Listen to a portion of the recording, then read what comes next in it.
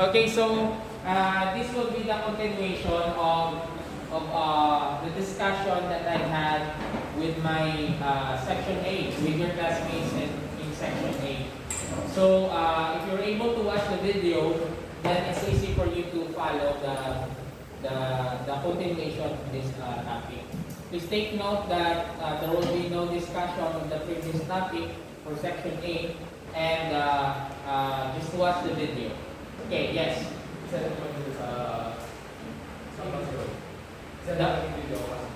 Yeah.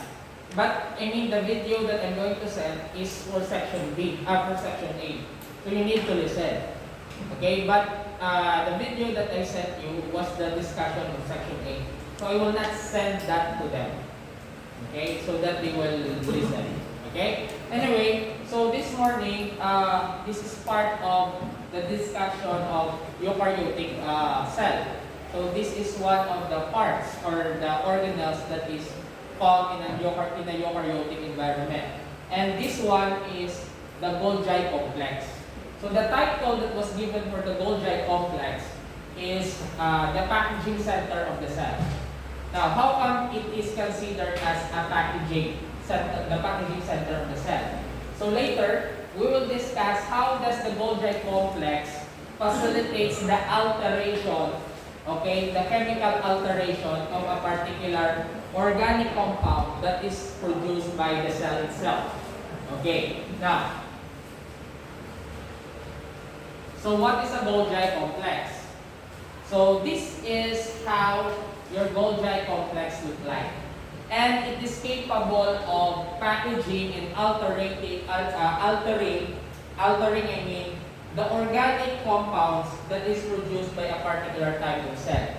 And you know, the Golgi complex is so important because the cell is capable of passing and transporting organic matter. And how do the cell manage to transport this organic matter from a particular part of cell, okay, without getting lost? Okay, so the trick there is because of the capability of the Golgi complex. They are putting tags on it, just like a nameplate, I mean. Okay, so the product of your ER, for example, proteins, okay, and sugar, or for example, protein, they will put tag on it. Kinanglan to ni Cell Paulo ang among nga type of protein. So what are we going to do? Okay, I will put tag, and just like a courier, for example, Lazada or a delivery boy, di ba there are details on it? There are tags, address, contact number, etc. So the Golgi complex is just like that. They remodel the protein into a manner that is needed by the cell Paulo cell. I want this type of protein because I need this for my metabolism. I'll remodel it, and then I will put tag on it, and then it will be transported towards that cell. Okay? So tagging. Okay. So what are the functions of the Golgi complex? Separates proteins and lipids received from the ER according to their destinations. Okay, so this is the protein needed by that cell. This type of sugar is needed by that cell. I'll remodel it into a in a way that will suit to the need of that particular cell. And then it will be delivered because to that cell through tagging process. Okay, just like this. Diba, the product of your endoplasmic reticulum, it could be, if it's a rough endoplasmic reticulum, it's protein. That protein will go to the Golgi complex. And what will be the result of the packaging and altering of the Golgi complex? Some of the product of ER will become lysosome. Okay? And then, what is a lysosome? It's a type of organelle. A type of organelle that is responsible for digesting, okay, an organic matter or even non-functional organelles. Okay, so they have the capability. Okay, now, some of that, okay, will become a type of protein wherein it will be remodeled by the Golgi complex or Golgi apparatus. And then they will package it and then will be transported in the form of vesicle. So the vesicle is just like a transporter. It's type of transporter that contains the organic matter. Okay? Now and then, after that, take note that the vesicle is just like a membrane, also capable of, just like a fluid. And then it is capable of combining with the membrane of the cell.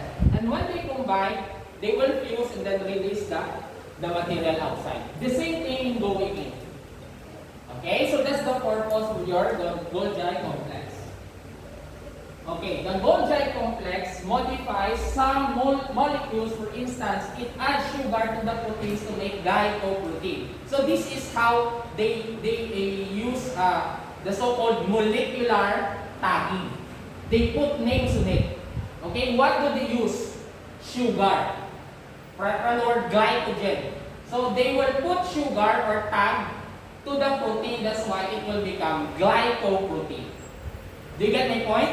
Okay, so I will show you how does it look like. Okay, so this is a type of protein already, which was modified by the Golgi complex. Araw ang mga foldings na, those are protein. Okay, how would they know that their destination is going towards cell Paulo, or cell jitter, or cell Dunil? How would they know? They will put tagging in the form of sugar. So this one are the different taggings or sugar that is added on the surface of the protein. So in that way, they would know dito na ito pakadto kay cell Paulo, kay cell Dunil because of the tagging. That's why this tagging are what we call glycogen or sugar. That's why the combination is protein plus sugar is what we call glycoprotein. So these are sugar tagging. Yes? What's wrong with cell tagging or using gas that's using sugar? Tagging. They put tags.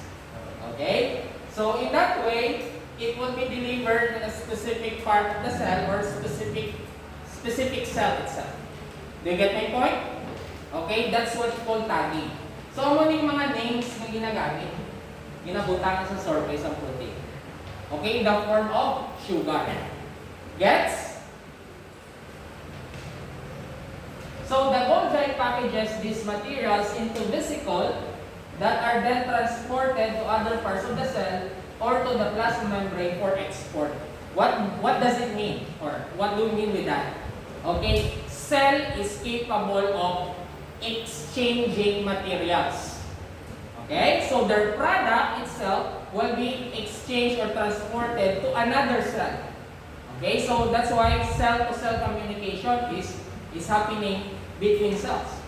And that one is possible for transportation because the plasma membrane is capable of pinching off and combining and then regain again. Can you imagine that? Gets me in there? Okay, because the plasma membrane is somewhat like fluid. So they can be pinched off. Pag pinch off niya, it will combine again. So the same thing with this vesicle. Because the covering is also made up of plasma membrane. So they are capable also of combining and then release. Okay, that's how the cell exchange material. Okay, so that you can imagine this. Okay, this is the vesicle that contains the protein with the tagging. And you can see that it fused with the plasma membrane. And then the material will be released. Okay, that's the vesicle. The same thing with the outside.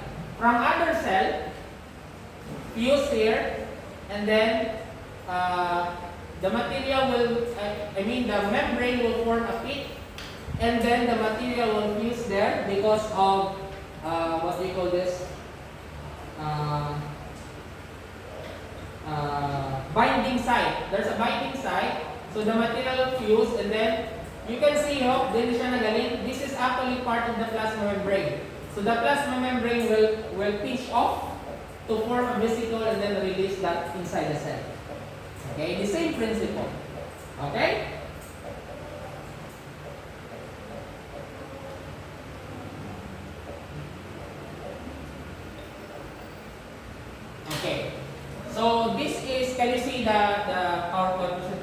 back.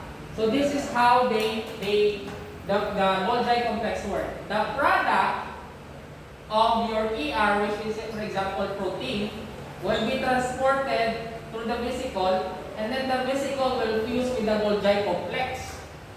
Okay, the protein here, the type of protein is still raw.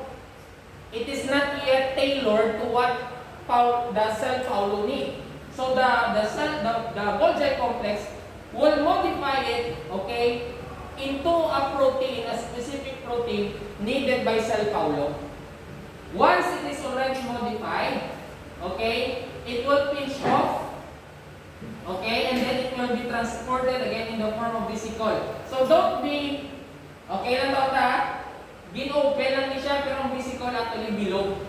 Bilog siya. Gin-open lang makita ang protein arata. And then, that protein there has already the molecular tagging, the glycoprotein, sugar plus protein.